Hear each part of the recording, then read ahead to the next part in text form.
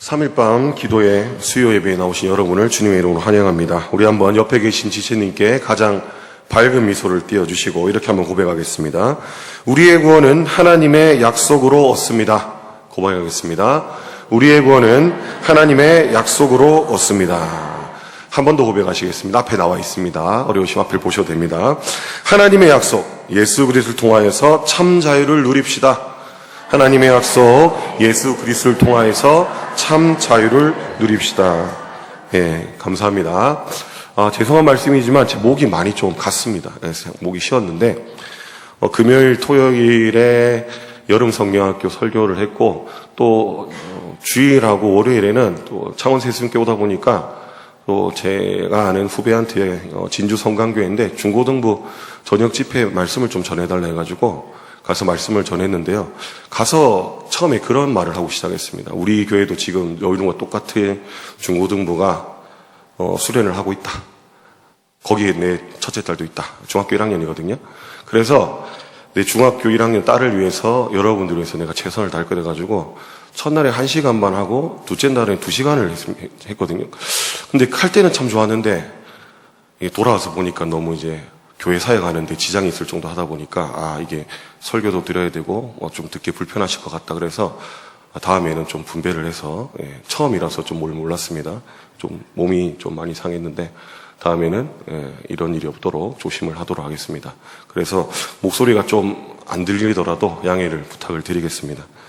오늘 서론입니다. 서론에서 저는 지금 이렇게 목 때문에 조용히 말하고 있지만 오늘 3장 1절의 내용은 강하게 얘기해야 됩니다. 그렇게 들어주십시오. 부드럽게 얘기하고 있지만 어떻게 말합니까? 어리석도다 갈라디아 사람들아. 갈라디아 교회에 사도 바울이 지금 책망을 하고 있는 겁니다.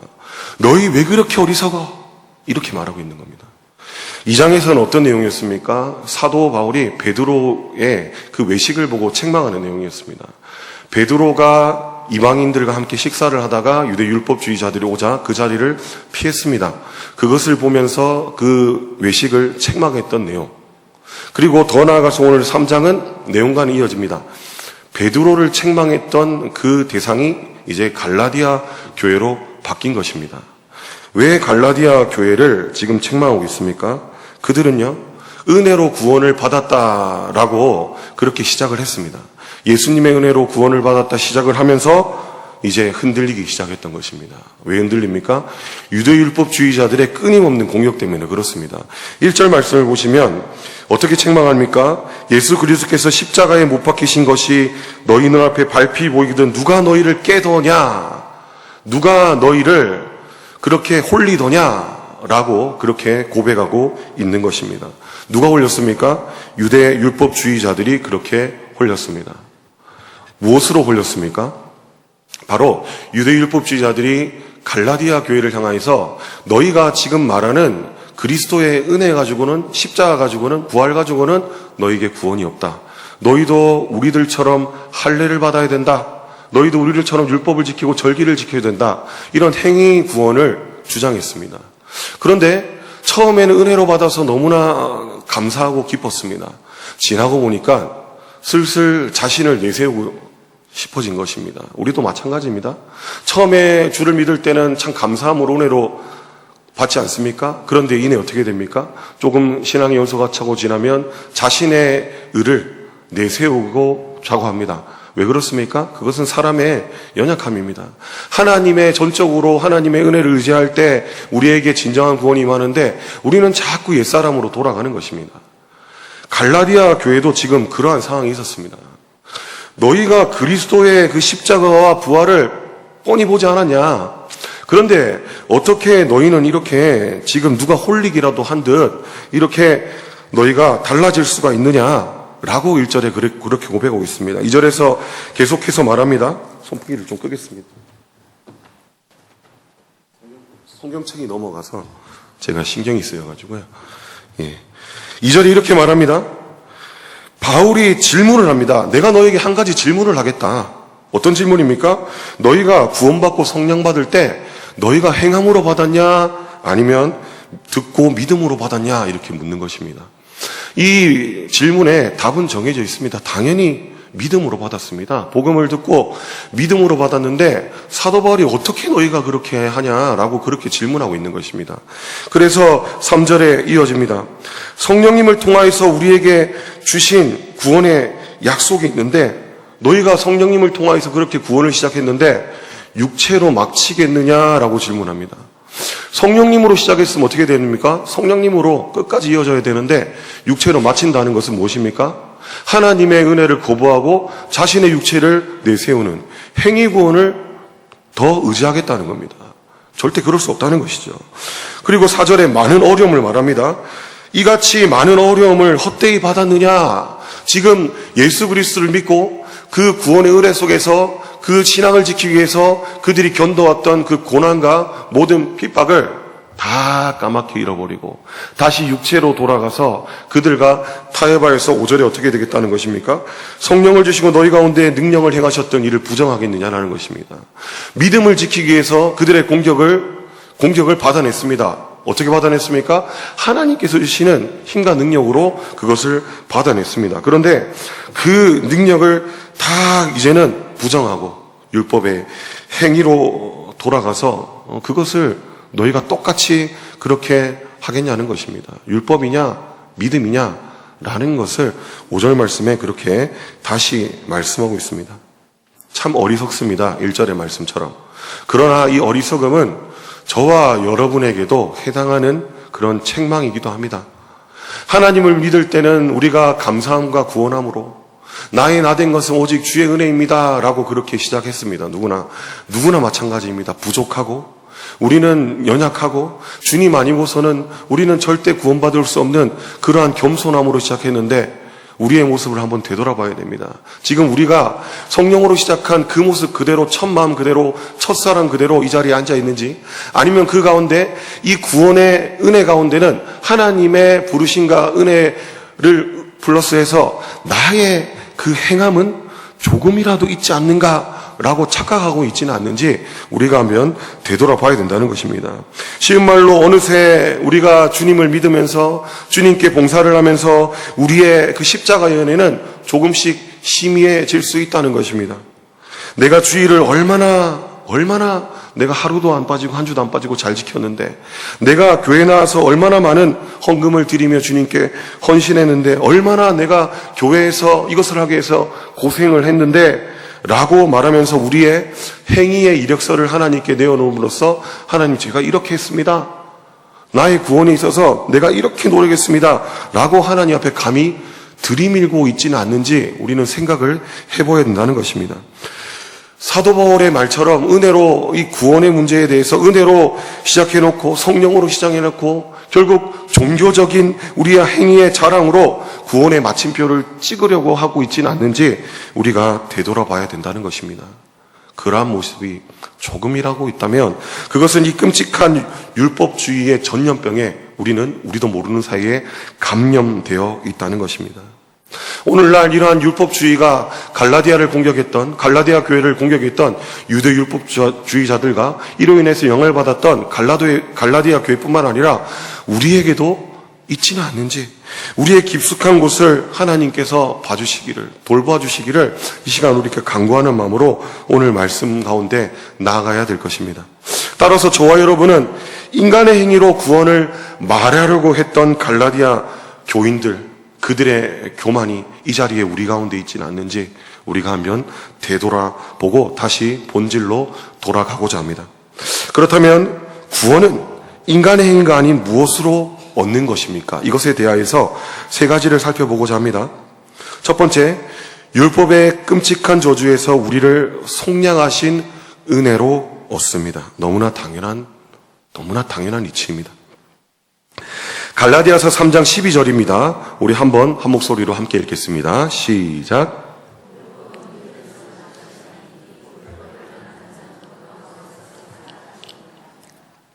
율법은 믿음에서 난 것이 아니다라고 정확하게 말씀하고 있습니다. 율법과 믿음은 다른 것이다 라고 말하고 있는 것입니다. 본질적으로 하나님 앞에서 구원을 얻는 그 내용은 변함이 없지만 그러나 차이가 있다는 것입니다. 율법은 그 율법을 온전히 다 지킴으로써 구원을 얻습니다. 그러나 믿음은 어떻습니까? 믿음은 그 구원을 다 지킨 것이 아니라 우리가 할 수 없는 것을 하나님의 진정한 하나님이시고 완전한 사람이시지만 죄가 없으신 예수 그리스도께서 하셨음을 믿는 믿음입니다. 예수 그리스도의 하나님 앞에서의 하나님께서 인정하신 의를 믿는 믿음이라는 것입니다. 그래서 이 예수 그리스도의 의를 하나님께서는 율법 외에 나타난 또 다른 한 의라고 말씀하십니다.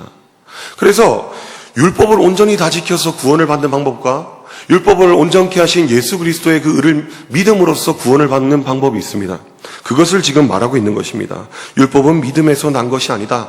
다르다라는 것입니다. 율법은 행하는 자는 그 가운데서 살리라 하셨느니라. 정확하게 말씀하고 있지 않습니까? 율법을 행하는 자는 그 가운데서 살리라. 율법 다 지키면 구원받는다. 라고 사도 바울도 지금 그렇게 정확하게 말하고 있습니다. 그런데 이 말씀은 그래 너희 율법 다 지켜서 구원받자. 받아라. 우리도 그렇게 구원받자. 라고 말하고 있는 것이 아닙니다. 무엇입니까? 율법을 다 지키면 구원받지만 그러면 뭐합니까? 지킬 수가 없습니다. 우리의 연약함으로는 하나님의 이 너무나 좋은 율법을 다 지킬 수 있는 육체가 없다는 것입니다. 그래서 이 말씀은 무엇을 의미합니까? 율법을 다 지키고 하나님의 말씀대로 살면은 구원을 받지만 그렇게 해봐라. 하지만 그럴 수 없다라는 것입니다. 그리고 이것은 무엇을 말씀합니까? 13절입니다. 그리스도께서 우리를 위하여 저주를 받은 바 되사. 율법을 다 지키면 구원을 받지만 그렇게 할 수 없는 우리의 연약함을 위해서 그리스도께서 우리를 대신하여서 저주를 받으셨다라고 말씀합니다. 그 저주는 아이러니하게도 뒤에 무엇이라 말씀합니까? 율법의 저주라고 말합니다. 율법의 저주에서 우리를 속량하셨다. 율법이 얼마나 좋은 것입니까? 하나님께서 주신 것이고 그것을 통하여서 죄의 기준이 됩니다. 분명한 하나님의 기준이 되어서 우리는 죄를 깨달을 수 있고 하나님 앞에서 하나님께서 하라는 것을 우리가 해야 되고 하지 말라 하시는 것을 하지 않을 수 있는 그 죄에 대한 기준이 되는 하나님의 기준, 너무나 좋은 것입니다. 그러나 오늘 말씀은 그것에 대해서 무엇을 추가합니까? 율법의 저주라고 말합니다. 이것이 우리의 연약함 가운데 있는 아이러니입니다. 율법은 너무나 좋은 것인데 결국 그 율법만 있으면 그 좋은 율법으로 그 하나님께서 주신 너무나 선한 율법으로 기준이 되는 율법으로 우리는 다 어떻게 된다는 것입니까? 저주를 받게 된다. 저주만으로 끝납니까? 그 저주는 꼭 무엇입니까? 사망입니다. 심판입니다. 하나님 앞에 설 수가 없다는 것입니다. 그래서 예수 그리스도께서 율법의 저주 아래에 있는 우리를 속량하셨다라고 말씀하고 있는 것입니다. 율법의 행위로 절대 구원이 없음을 말하며 그 구원이 그렇다고 무효가 되는 것이 아니다. 율법에 나타난 또 다른 예수 그리스도께서 우리를 구원하여 주셨다라고 말씀합니다. 바로 이 속량하심을 통해서입니다. 속량은 무엇입니까? 율법 앞에서 우리가 다 사형 선고를 받는 것입니다. 다 사형 선고를 받습니다. 모두가 그 앞에서 완전할 수 없기 때문입니다.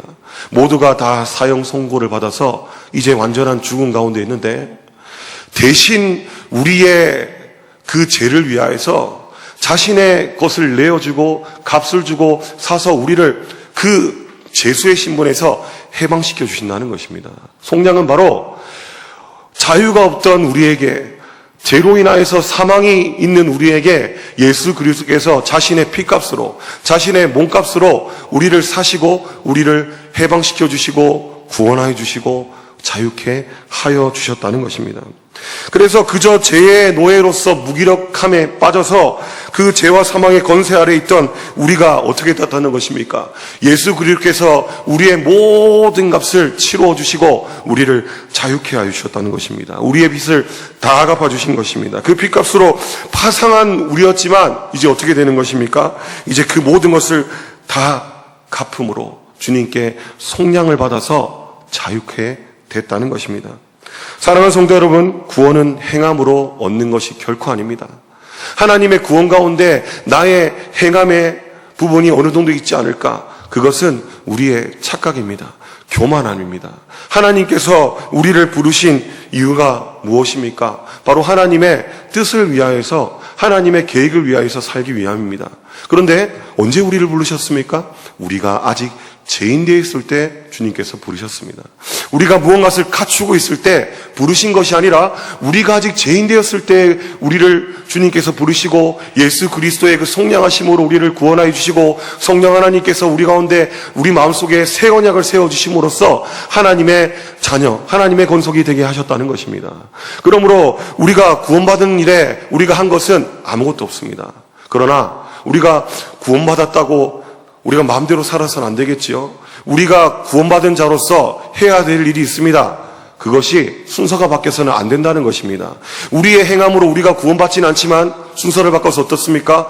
구원을 받았기 때문에 우리가 주님께서 기뻐하시는 그 삶을 따라가는 것입니다. 주께서 우리에게 주신 말씀을 따라 살아가는 것입니다. 이 순서가 정확해야 됩니다. 그러므로 우리는 우리의 공로 없이 오직 주님의 은혜로 우리를 속량하신 그 속량의 은혜로 구원을 얻었다는 것입니다. 그럼에도 불구하고 오늘 스스로 우리를 올가매고 있는 이 종교적인 사슬이 있습니까? 우리가 은혜를 믿음으로 우리가 얻는다고, 구원을 믿음으로 얻는다고 말했는데 내가 꼭 무엇을 해야지만 할 것 같은 그런 율법의 감옥에 갇혀서 살고 있지는 않냐는 것입니다. 오늘 이 방 가운데 바로 주께서 우리에게 베푸신 그 속량의 은혜, 그 속량의 은혜 가운데 완전히 들어가시는 풍성히 그 은혜를 누리시는 저와 여러분이 되시길 바랍니다. 그래야 할 때 우리는 진정한 죄와 사망의 권세에서 자유할 수 있습니다. 오늘도 죄와 사망의 권세는 우리를 유혹합니다. 무엇입니까? 바로 유대 율법주의자처럼 우리 가운데 그렇게 달콤한 말을 한다는 것입니다. 네가 그리스도의 은혜로 구원받은 사실을 내가 알고 있다. 그러나 네가 그렇다면 그것으로 끝나서야 되겠냐? 내가 이것을 해야지 진정한 구원이 있고 내가 이것을 하지 말아야지 진정한 구원이 있다. 오늘날에도 우리의 자꾸만 육체를 주장하게 만들고 우리의 행위를 주장하게 만들어서 자꾸만 오직 예수 그리스도의 속량의 은혜에서 우리를 벗어나게 이탈하게 만드는 그 달콤한 속삭임이 있다는 것입니다. 하지만 예수 그리스도의 십자가에서 흘리신 피 앞에서 우리는 그 어떤 인간도 그 어떤 방법도 다 무의미하다는 것입니다. 우리의 행함이 아닌 오직 그리스도의 속량의 은혜 속에서 그 안에서 더 이상 우리를 무서워하는 죄의 그 공격에서 강박함이 아니라 주님께서 우리를 구원해 주신 그 구원의 은혜 속에서 참 자유함을 누리시는 저와 여러분이 되시기를 주님의 이름으로 축복합니다. 또 우리의 구원은 인간의 행위가 아닌 무엇으로 얻는 것입니까? 두 번째입니다. 인간의 행위가 아니라 오직 믿음으로 얻게 되는 것입니다. 갈라디아서 3장 10절입니다. 함께 읽겠습니다. 시작.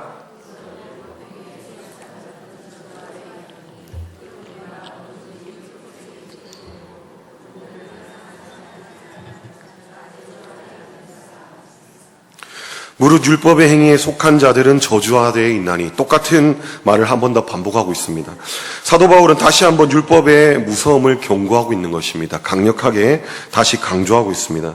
기록된 바 누구든지 율법책에 기록된 대로 모든 일을 항상 행하지 아니하는, 율법에 기록된 것을 어떤 것은 지키고 되고 어떤 것은 지키지 말아도 되고가 아니라 무엇이라 말씀합니까? 말씀 그대로입니다. 모든 일을 항상 행하지 못했다. 그러면 어떻게 된다는 것입니까? 저주 아래 있는 것이다. 율법을 우리가 할 수 있는 한, 그렇게도 할 수 없겠지만 99%를 지켰다고 치겠습니다. 그렇게 할 수도 없겠지만요.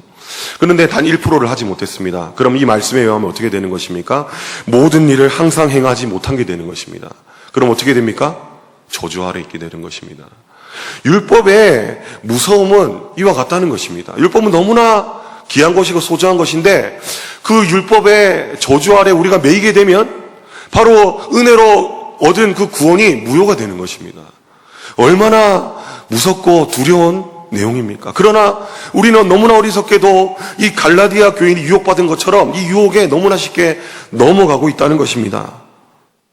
주님의 은혜를 의지하면 우리가 온전히 구원을 받는데 예수 그리스도의 그 공로 아래서 그 십자가와 부활의 능력 안에서 우리가 구원을 얻고 하나님의 의 안에서 우리가 하나님의 자녀로서 귀하고 복된 삶을 살아갈 수 있는데 그것을 거부하며 자신의 육체를 자꾸만 내세우면서 나의 행위를 내세우면서 어떻게 하는 것입니까? 모든 일을 항상 해가지 못하는 그 저주 속으로 다시 가고 있다는 것입니다. 3장 11절에 이렇게 말합니다. 또 하나님 앞에서 아무도 율법으로 말미암아 의롭게 되지 못할 것이 분명하니. 확신을 합니다. 사도 바울은. 왜 확신을 합니까? 자신 또한 그렇게 그것을 가지고 항상 전류했기 때문입니다. 오라 나는 공고한 자도라, 누가 나를 이 사망의 몸에서 구원하랴 라고 그렇게 부르짖지 않았습니까? 속사람은 너무나 하나님의 뜻에 따라 살고 싶은데 그게 겉사람은 어떻습니까? 연약함이 있습니다. 그래서 속사람은 하나님의 법을 원하나 겉사람은 그렇게 살지 못한다는 것입니다. 그래서 이 율법 때문에 나는 죽게 되었다, 망하게 되었다, 나는 공고한 자다라고 그는 고백하지 않습니까? 그러나 그는 깨달았습니다. 누구든지 주님 안에서 이제 결코 정죄함이 없다는 것입니다. 우리 안에 있는 성령의 생명의 법, 바로 예수 그리스도를 믿는 그 안에 하나님의 생명이 있다는 것을 깨달은 것입니다. 육체로 말할 것 같으면 사도 바울은 결코 둘째 가라면 서러운 사람입니다. 그러나 11절에 그는 분명히 말합니다. 분명히 율법으로는 의롭게 되지 못한다. 하지만 어떻게 된다는 것입니까? 의인은 믿음으로 살리라. 하지만 율법으로는 우리는 의롭게 될 육체가 아무도 없지만, 그것은 분명하지만 오직 예수 그리스도의 그 은혜를 믿을 때, 그 의를 믿을 때 우리는 의롭게 될 것을 나는 확실한다라고 고백하고 있는 것입니다.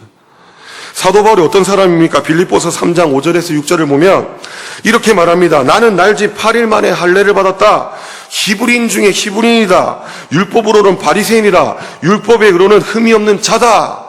라고 그 유대율법주의자들이 빌립보 교회를 공격하고 있는데, 빌립보 교회를 향하여서 자신 또한 율법에 관해서는 둘째 가라면 서러운 자다라고 둘째 가라면 서럽다라고 말하는 것입니다. 나는 그래서 육체를 거부한다 라면서 계속해서 무엇을 말합니까? 자신의 종교적인 이력서 스펙을 말하지 않고 빌립보서 3장 8절에 이것을 말합니다. 내가 그를 위하여 모든 것을 잃어버리고 배설물로 여기는 그리스도를 얻고. 자신이 가지고 있는 이 화려한 스펙을 다 어떻게 한다는 것입니까? 그를 위하여 모든 것을 잃어버리고 있다는 것입니다. 잃어버리는 걸 아는데 바보같이 그것을 보고 있는 사람 얼마나 멍청합니까? 어리석습니까? 하지만 내가 그것을 잃어버리고 있는 것을 내가 뻔히 알지만 그것을 보고 그는 만족한다는 것입니다. 왜 그렇습니까? 자신이 그리스도 앞에서 잃어버리는 모든 화려한 그 스펙들이 하나님 앞에서 다 배설물이라는 것입니다. 필요가 없다는 것입니다. 구원을 받는데. 그러면 무엇이 필요하다는 것입니까? 오직 예수 그리스도만 필요하다는 것입니다. 그리스도를 얻고. 우리가 지난 시간에 갈라디아서 2장을 통해서 살펴보았습니다. 내가 그리스도와 함께 십자가에 못 박혔나니 그런즉 내가 산 것이 아니오라고 그렇게 사도 바울은 고백했습니다. 그 배경은 무엇이었습니까? 바로 사도 바울의 그 외식. 그가 외식을 통하여서 은혜를 버리고 율법으로 돌아가려 하는 그 모습. 그래서 그를 향하여서 율법을 향하여서 육체를 향하여서 죽을 때 그리스도를 향하여서 산다라고 고백하는 것입니다. 그래서 내가 십자가야, 그리스도께서 나와 함께 십자가에 못 박혔나니 내가 주님과 함께 산다라고 고백하는 것입니다. 우리에게 있는 화려한 스펙이 있습니까?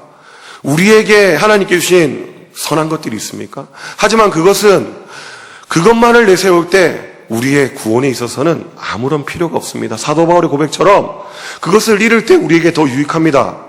그것을 더해서 득이 되는 것이 아니라 해가 된다는 것입니다. 배설물일 뿐이라는 것입니다. 오히려 그것을 얻을 때 어떻게 된다는 것입니다. 어떻게 된다는 겁니까? 그리스도를 얻을 수 있다는 것입니다. 내가 그리스도와 함께 십자가에 못 박힐 때, 나의 육체가 그리스도와 함께 죽을 때 어떻게 된다는 것입니까? 그리스도와 함께 내가 살게 된다는 것입니다. 사랑하는 성도 여러분, 우리 손에 꼭 쥐고 있는 신앙의 이력서가 있습니까? 화려한 스펙이 있습니까? 내가 모태신앙인데 나의 신앙의 연수가 얼마인데, 어떤 직분을 받았는데, 내가 봉사를 얼마나 했는데, 너무나 감사한 얘기죠. 이것을 통해서 하나님께서 영광을 받으셨으리라 확신을 합니다. 그러나 이것을 통해서 우리는 하나님 앞에 내세울 것이 없습니다. 우리가 이것을 통해서 내가 이것을 했으니 하나님 나에게 더 좋은 하나님의 그 상급을 주십시오 라고 우리는 그렇게 교만할 필요도 없고 교만할 수도 없다는 것입니다. 너희가 그 은혜를 믿음으로 말미암아 구원을 얻었다고 말씀하고 있습니다. 이것이 우리에게 난 것이 아니고 하나님의 선물이기 때문에 누구든지 자랑치 못한다고 하나님께서 말씀하셨습니다. 그렇다면 우리는 이것을 다 내려놔야 됩니다. 다 내어놓고 버리고 비우고 사도 바울처럼 어떻게 됩니까? 잃어버리는 것을 알지만 배설물이니까 내버려 두는 것입니다. 그래서 우리 손에는 무엇이 들려야 됩니까? 빈손인 우리 손에는 예수 그리스도의 십자가만이 들려 있어야 된다는 것입니다. 철저한 빈손의 믿음으로 주님께 나아가야 됩니다. 우리를 구원하신 예수 그리스도의 피 묻은 십자가만을 우리는 바라봐야 된다는 것입니다. 그래야 해서 우리는 이렇게 고백합니다. 나의 나 된 것은, 우리 된 것은 오직 예수님의 은혜입니다. 하나님의 은혜입니다. 라고 고백해야 된다는 것입니다. 사랑하는 성도 여러분, 이 고백이 저와 여러분의 삶 가운데 충만하시기를 주님의 이름으로 축복합니다. 그리할 때 우리의 것들로 주님께 나아가봤자 그것은 배설물이요 해가 된다는 그 사실을 반드시 기억하시고 오직 예수 그리스도를 얻기 위하여서 우리의 모든 육체를 주 예수 그리스도의 십자가 아래 다 내려놓고 오직 그 십자가만을 붙드시는 빈손의 믿음으로 살아가시는 저와 여러분이 되시기를 주님의 이름으로 축복합니다. 마지막으로 우리의 구원은 인간의 행위가 아닌 무엇으로 얻는 것입니까? 세 번째, 우리를 아브라함의 복으로 초대하신 하나님의 약속으로 얻는 것입니다. 갈라디아서 3장 6절입니다. 아브라함이 하나님을 믿음에 그것을 그에게 의로 정하셨다 한과 같으니라. 사도 바울은 이 율법과 믿음에 대해 설명하기 위해서 아브라함을 인용합니다. 아브라함은 어떤 자입니까? 그들의 믿음의 조상입니다. 그들은 아브라함을 통하여서 어떤 사실을 알 수 있습니까? 그들이 자랑하는 아브라함이 바로 할례를 받았습니다. 아브라함 때 하나님께서 할례를 베푸시고 그 할례를 통하여서 선민이라고 약속하셨습니다. 그러나 오늘 사도 바울은 그것에 대하여서 반박합니다. 할례를 받았을 때 아브라함의 상태를 말하는 것입니다. 그가 할례를 받을 때 그가 육체로서 하나님께 인정함을 받고 할례를 받았습니까? 그렇지 않습니다. 6절에 무엇이라 말합니까? 아브라함이 하나님을 믿음에, 아브라함의 믿음 때문에 하나님께서 그를 어떻게 했다는 것입니까? 그의 의를 정하셨다는 것입니다. 그의 의를 인정하셨다는 것입니다. 그의 행위로 하나님께서 아브라함을 인정하신 것이 아니라 그가 하나님을 믿음에 하나님께서 아브라함을 의롭다라고 하신 것입니다. 7절입니다. 그런즉 믿음으로 말미암은 자들은 아브라함의 자손인 줄 알지니라. 그러므로 우리도 아브라함의 순수 혈통은 아닙니다. 하지만 우리는 영적인 이스라엘이고 아브라함의 자녀가 되는 것입니다. 우리가 그러한 믿음으로 십자가를 바라볼 때 우리는 아브라함의 자손이 되고 아브라함을 통하여 오신 예수 그리스도의 영적 자녀가 되는 것입니다. 그래서 8절로 이렇게 이어집니다. 또 하나님이 이방인을 믿음으로 말미암아 의로 정하실 것을 성경이 미리 알고 아브라함을 구원하여 주셨습니다. 창세기 12장 1절에서 이하에 아브라함이 너는 너의 고향과 친척과 아버지의 집을 떠나 내가 너에게 보여줄 땅으로 가라라고 하나님께서 말씀하십니다. 그리하면 아브라함을 어떻게 한다고 말씀하십니까? 너를 큰 민족이 되게 하겠다. 내 이름을 창대케 하겠다. 그리고 너를 복이 되게 하겠다. 그리고 3절 말씀에 너를 축복하는 자에게 축복을 내리고 너를 저주하는 자에게 저주를 내리겠다. 천하 만민이 너를 통하여서 복을 받게 하시겠다라고 그렇게 하나님께서 약속하셨습니다. 축복하는 자에게 축복을 내리고 저주하는 자에게 저주를 내려서 천하 만민이 복을 받게 하신다는 그 말씀은 바로 그를 통하여서 오시는 계보, 예수 그리스도를 통하여서 이루는 하나님의 복음의 계보인 것입니다. 예수 그리스도를 믿는 모든 자를 이방인을 할지라도 바로 예수 그리스도 통하여서 구원을 받는다라는 하나님의 약속이라는 것입니다. 그래서 오늘 8절 말씀에 하나님이 이방인을 믿음으로써 말미암아 의로 정하실 것은 성경이 미리 알고 이방인의 구원을 하나님께서는 미리 아시고 아브라함을 불러주셨다는 것입니다. 아브라함의 복음을 전하되 모든 이방인이 너로 말미암아 복을 받으리라 하였느니라. 아브라함을 통하여서 받는 이방인의 복입니다. 그것은 정확한 말로 바로 아브라함을 통하여서 이 땅 가운데 오신 예수 그리스도, 예수 그리스도를 믿을 때 받는 그 구원의 복을 말하는 것입니다. 그래서 갈라디아 3장 9장 이렇게 말합니다. 그러므로 믿음으로 말미암은 자는 믿음에 있는 아브라함과 함께 복을 받으니라. 아브라함께 복을 받는다는 말은 다른 말로 예수 그리스도와 함께 복을 받는다는 것입니다. 성도 여러분, 그렇다면 우리가 믿음으로 받게 된 이 아브라함의 복, 그리스도를 통하여서 받게 되니 참된 복음의 실체는 무엇입니까? 세상에서 돈을 많이 받고 많이 벌고 출세하는 것입니까? 높은 자리에 올라가는 것입니까? 그렇지 않습니다. 갈라디아서 3장 14절에서 오늘 결론을 말씀하고 있습니다. 그 복의 실체가 바로 성령의 약속이라고 명확히 선포합니다. 갈라디아서 3장 14절을 함께 읽겠습니다. 시작.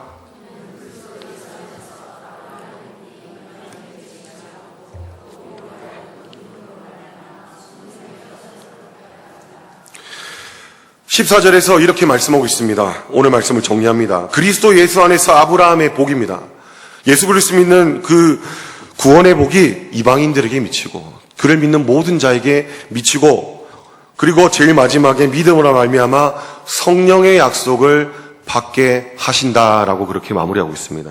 이 성령의 약속은 무엇입니까? 구약 시대에는 옛 언약이었고 지금은 새 언약입니다. 예레미야 31장 33절에 나의 법을 그들의 마음에 두겠다. 이 언약을 주시면서 나의 그 새 언약을 그들의 마음에 두겠다라고 말씀하십니다. 구약 시대에는 하나님의 그 언약을 돌판에 새겨주셨습니다. 모세를 통하여서 돌판에 세워주셨고 그 법을 통하여서 하나님의 뜻을 지켜가셨습니다. 그 상은 어떤 상이었습니까? 내가 아닌 짐승이 대신 죽는 것입니다. 그리스도의 예표가 되어서 그 짐승이 여러 번의 제사를 드리는 것입니다. 그러나 신약 시대에서는 그 제물이 무엇으로 바뀌었습니까? 예수 그리스도로 바뀌었습니다. 여러 번 반복적으로 드려지는 그 제사가 단번의 제사, 하나님의 어린 양 예수 그리스도께서 제물이 되어서 새 언약의 제물이 되신 것입니다. 그리고 성령 하나님께서 그 언약을 모세에게는 돌판에 새겨주셨는데 그 새 언약을 어디에 새겨주셨다는 것입니까? 우리의 마음에 새겨주셨다는 것입니다. 돌비에 세워주셨던 그 언약을 우리의 신비에 세워주셨다는 것입니다. 바로 성령의 약속은 그 새 언약을 말하는 것입니다. 새 언약은 결국 무엇입니까? 예수 그리스도를 통한 구원입니다. 예수 그리스도의 그 의를 믿을 때 받는 구원입니다. 그것을 어디에 새겨주셨습니까? 우리의 마음 가운데 새겨주셨습니다. 그것은 성령의 약속이고 성부, 성자, 성령 한 분 하나님의 약속이며 우리에게 주신 새 언약이라는 것입니다. 하나님께서 우리 가운데 그 새 언약을 주셨는데 우리의 신비에 그것을 정확하게 세워주셔서 우리가 지울 수도 없습니다. 돌판은 깨어지고 망가지지만 우리의 신비에 새겨주신 그 새 언약은 어떻게 되는 것입니까? 지울 수도 없고 깨어지지도 않는 하나님께서 우리에게 주신 그 언약이라는 것입니다. 그러한 상황 가운데 우리는 어떻게 하고 있다는 것입니까? 우리의 연약함으로 자꾸만 육체로 돌아가서 하나님께서 우리에게 세우신 언약을 까맣게 잊은 채 다시 육체로 돌아가 다시 어리석은 행동을 하고 있다는 것입니다. 예수 그리스도의 십자가 속량으로 그 모든 사탄 마귀의 그 모든 계계는 무너졌습니다. 대신 이제는 하나님께서 우리 마음에 새기신 성령의 약속, 그 새 언약이 영원토록 우리와 함께 하십니다. 이제 율법의 감옥에서 우리 모두는 빠져나와야 됩니다. 내 행위로 나를 증명하고자 했던 종교적인 열심, 그 습관을 다 벗어버려야 됩니다. 우리의 교만을 다 배설물로 버려야 됩니다. 자격 없는 우리를 주님께서 값없는 은혜로 속량하여 주시고 영광스러운 하나님의 자녀가 되게 하여 주셔서 우리가 성령 하나님께서 우리와 함께 동행하심으로 우리가 매일의 삶 가운데서 주께서 우리 가운데 주신 그 새 언약의 말씀을 우리 가운데 선한 일을 시작하신 이가 그리스도의 예수의 날까지 이루실 때까지 주님께서 우리를 도우시는 그 도우심으로 그 능력으로 행할 수 있게 됐음을 우리가 믿음으로 나아가는 것입니다. 우리가 그 사지 못하여서 우리를 지적하는 죄와 사망의 견세 아래서 무너지고 그 안에서 갇혀서 사는 삶이 아니라 우리가 주님께서 우리를 구원하여 주시고 성령 하나님께서 우리와 함께 하시는 그 능력과 은혜 속에서 매일의 삶 가운데서 하나님의 약속을 우리 마음 가운데 우리의 신비에 세우신 하나님의 약속을 붙들고 매일의 삶 가운데 주의 능력으로 분투하며 살아가야 된다는 것입니다. 예수 그리스도의 은혜와 하나님 아버지 사랑과 성령 하나님의 함께 하심을 우리가 날마다 기억하며 언제나 그 안에서 주 예수 그리스도께서 우리 가운데 허락하신 속량의 은혜, 그 구원의 은혜 안에서 참 자유함을 누리시는 저와 여러분이 되시기를 주님의 이름으로 축복합니다.